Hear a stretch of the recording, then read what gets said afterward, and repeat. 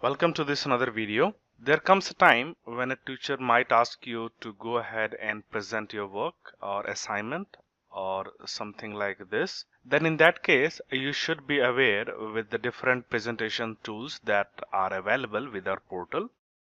So to demonstrate this, I have already logged in to this account as a teacher, and in the Chrome browser, I have logged in as a student. Now, if you look here, there is no presentation tools which are generally available in this right side, and there is no action button here as well. So that means this student cannot use the presentation tools to present his or her work. And if I'll come to the teacher account, then you can see I have got some presentation tools here, but then I have got an action button here as well. So a teacher has got an option to allow any student. So I, as a teacher in this particular browser, I'm going to allow this student to be a presenter. So once I'll make this student presenter and I'll come back to the student account, you'll find that the student will now have an option to present his or her work, and then he has got an action button as well. Now how to utilize these two, I'm going to explain them one by one. So most probably if you are going to show your work to your colleagues or teacher, then you might have prepared one PPT or PDF, or you might have some image file as well. So you wanted to, let us say, upload those files. So what you can do is you can click on this plus button, go to upload a presentation, and for this demonstration purpose I'm going to select browse for files. Then I can go to my desktop and I can find the file that I want to upload, and let us say this is the file that I want to upload, student presentation. I'll select this file, and these are the different files which can be used or uploaded: PDF file, document file like Word file, Excel file, PPT file, text file, RTF file, ODT, and these are different other formats. So you can have a look on them and decide what format suits best for your work. So in this case, I'm starting with this PPTX format. Going to click on open, and now you can see status reads to be uploaded. That means it hasn't been uploaded. You have added this file in the list, but it has not been uploaded. Now we have got three buttons here associated with your file name.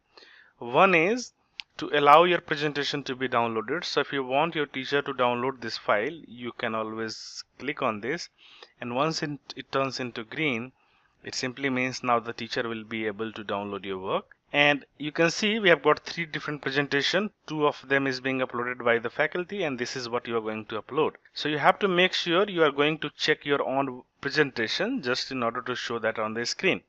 Otherwise, if this will be selected and then you'll upload the PPT, your PPT will not be visible. So you have to make sure that your PPT is going to be set to default. And then there is a delete button, just in case if you upload something by the mistake, a wrong one, then in that case you can click on that button and delete the file. So in my case it seems to be the correct one, and I'll click upload. So when you'll start uploading, you'll find that it is uploading to the server, and once it will done uploading, it will turn every page of that particular presentation into an image file, and that image file will be available to all of your colleague and faculty. So now you can see uploading is done and file conversion is going on. So you just need to be a little more patient. This depends upon the internet connection as well. Once you are done uploading, now you'll be able to see the presentation that you have uploaded, and at the same time you can see now there is a download button available as well. And if I'll come to the teacher account, I can see that my presentation is visible with the same clarity to my teacher, and then there is a button to download as well, so teacher can download as well. Now let me go back to the student account one more time and see what are the other tools available. So here we have got navigation. If you want, you can jump into any slides by selecting the slide straight away if you remember which slide is which number. The other way is you can click on this arrow to go to the next slide. You can click on this arrow to come to the previous slide, and if you want to zoom in, you can click on this button to maximize the area on your screen. Now this maximization does not affect the view on the teacher platform, so don't worry.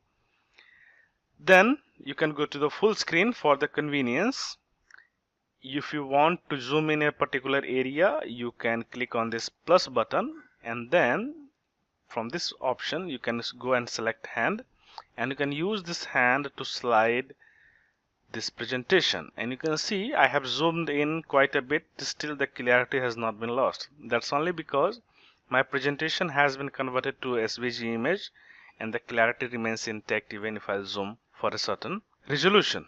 Now if you want to fit your work to the desktop, you can always click here, and you can see your presentation is still in the full screen mode now. If you'll click on this first button here, you'll find that we have got text tools, we have got line option, we have got circle option, we have got a triangle option, and we have got a rectangular option, and then we have a pen. So just quickly, let us see how you use this text button.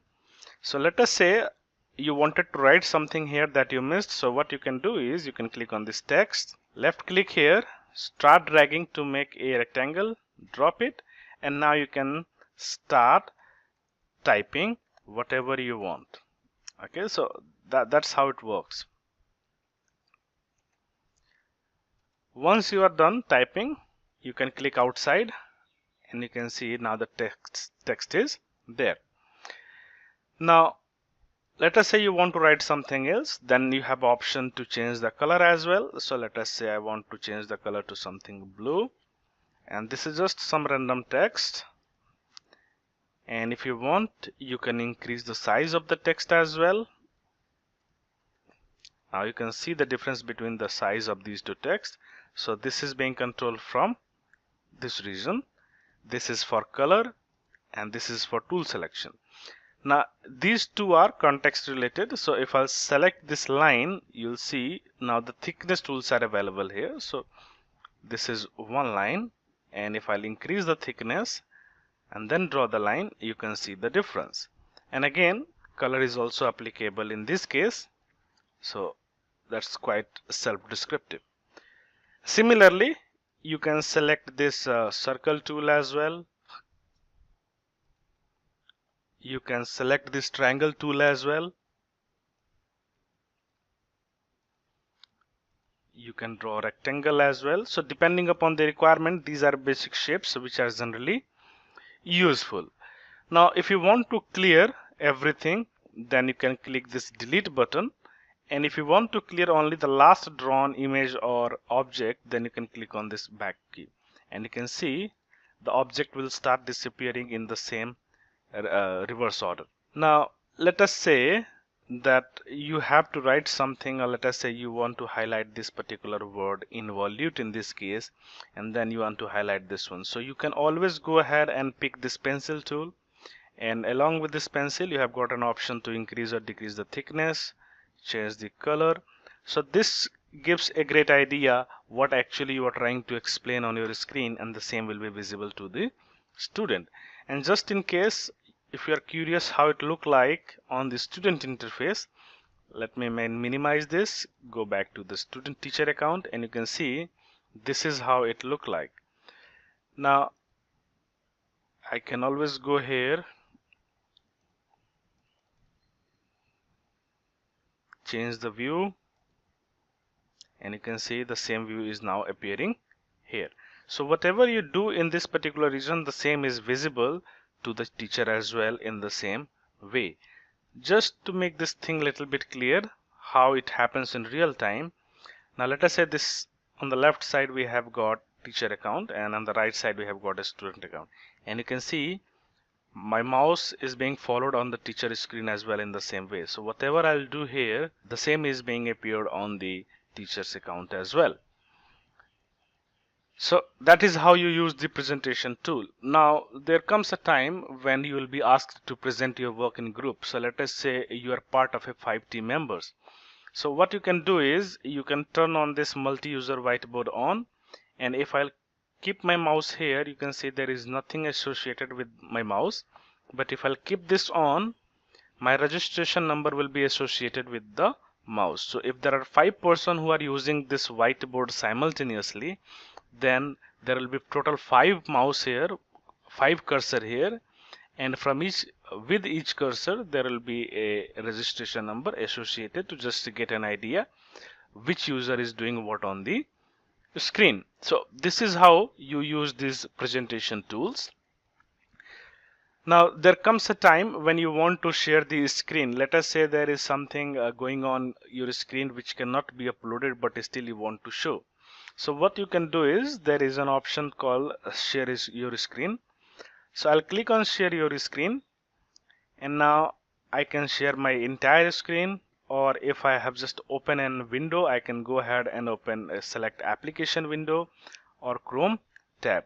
So let me quickly open a Chrome tab, and let me open a Google website. Let us say this is the website I want to show, and I want to show the translation in real time.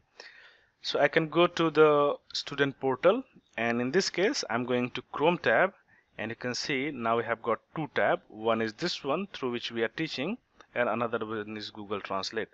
So I'll select this Google Translate and share.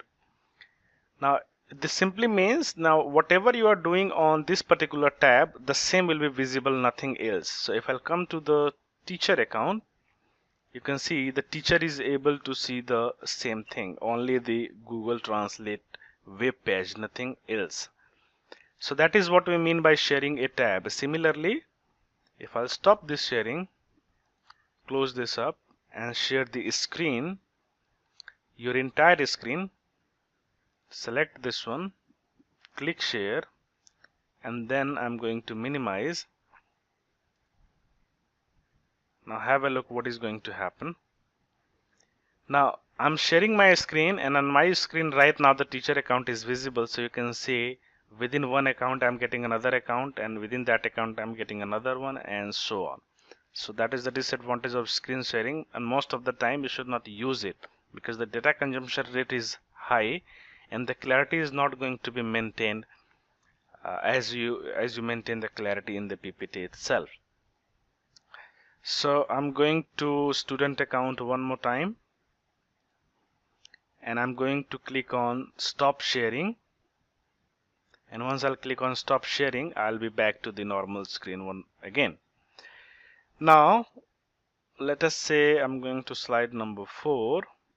Okay, so here we have got one question. I have included one question in my PPT as poll as a student, and now I want to know what my colleague thinks about this question, and I have got two options, A and B, and I want them to answer this. So I have got an option to poll. So I'll click on this action button, I'll start a poll, and these two options are either A, B. So I can throw these two options on this other screen, or I can throw true and false as well, something like this. So let us say I want to give my colleague this option, true and false. So I'll click on true and false. Now at this particular time there are only two participants.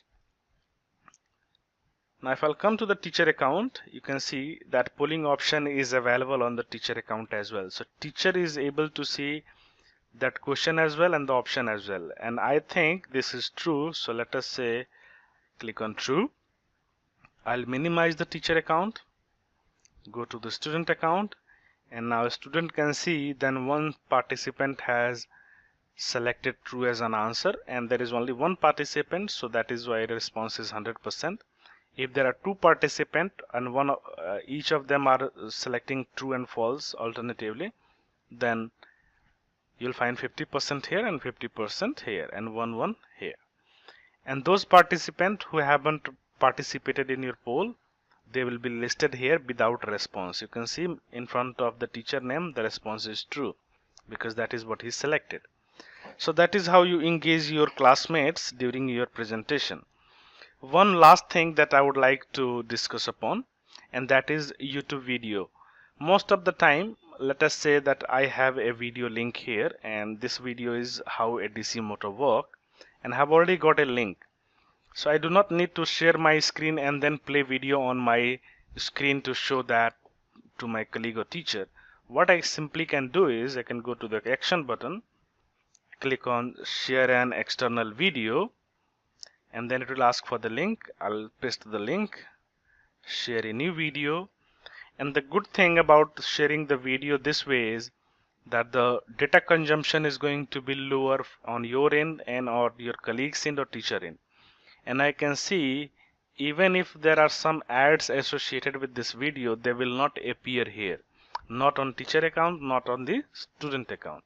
And a student has got full control of this video if they are using this video. So let's see where I have stopped this video. Now I'm going to the teacher account, and you can see I am still available at the same point. And since teacher is a moderator, he has got additional control, but your colleagues will not be able to play this video on their own or skip through this video. Whatever you will be doing here, if I'll skip through this part and then I'll come to the teacher account, you can see now I have skipped to this part. The lag is because of this internet speed and all that. So you got the idea how you need to share this YouTube video, share a screen, share your PPT, how to use presentation tool and all that. Now once you are done sharing this video and you want to close it, you can go to action button again, and there is an option called stop sharing external video. And once you'll do that, you'll be back to the PPT again. Now last thing that we missed is publish polling result. Once you'll conduct a polling, it is a good practice to publish the result and show the result to all participants, so that they can have an idea what amount of student has gone with what kind of option. So to do this, I as a student can publish this polling result, and you can see now the polling result is available on my screen as well. And if I'll go to the teacher account, the same is available to the teacher account as well. And the same technique will be followed by the teacher as well in order to interact with you, either in terms of presentation, videos, polling. So that's all for this video. Thank you very much.